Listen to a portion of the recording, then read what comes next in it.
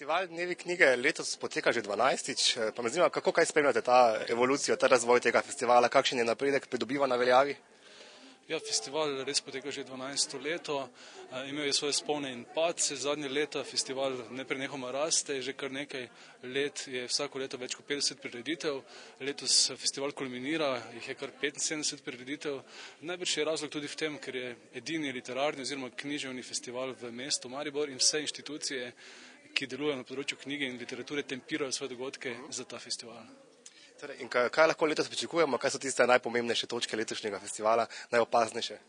Ja, festival ima nekaj stalnic, ki so že kar nekaj let glavno ogrodje festivala. To so pesniški turnir, tekmovanje za vitezinjo pesniškega turnirja. Potem je tu knjižni sejem na Grajskem trgu, ki ga Mariborčani zelo dobro poznajo. Potem je tu gostovanje tujih literatov. Letos prihajajo k nam makedonski avtorji. Potem je tu veliki zaključni maraton, to je zaključna zabava Dnevu knjige. In pa še kar nekaj drugih prireditev je. Letos je pa glavna novost festivala, literarna terasa, ki bo na Židovskem trgu.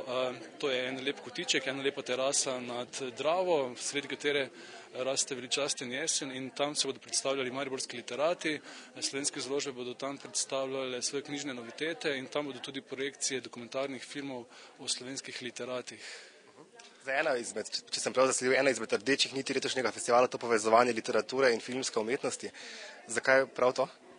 Osrednja tema letošnjega festivala je literatura in film, zato smo se odločili zaradi tega, ker v zadnjem času slovenski film in literatura nekako živita v eni odlični simbiozi. Se je bilo kar nekaj slovenskih filmov, zelo uspešnih, posnetih po literarnih predlogah sodobnih slovenskih pisateljev. Spomnimo se samo Petelinjega zajtrka, Pokrajina številka 2, Hit poletja, Vampir z Gorjancev, Ljubezen v času mrka. Skratka, zanimalo nas je ta fenomen. Zakaj ravno zdaj je toliko filmov bilo posnetih po slovenskih literarnih predlogah? Najbrž zaradi tega, ker slovenski pisatelji pišejo zanimive zgodbe, ki so zanimive tudi za širši krog ljudi in upamo, da bodo posledično ljudje tudi več brali te sodobne slovenske avtorje.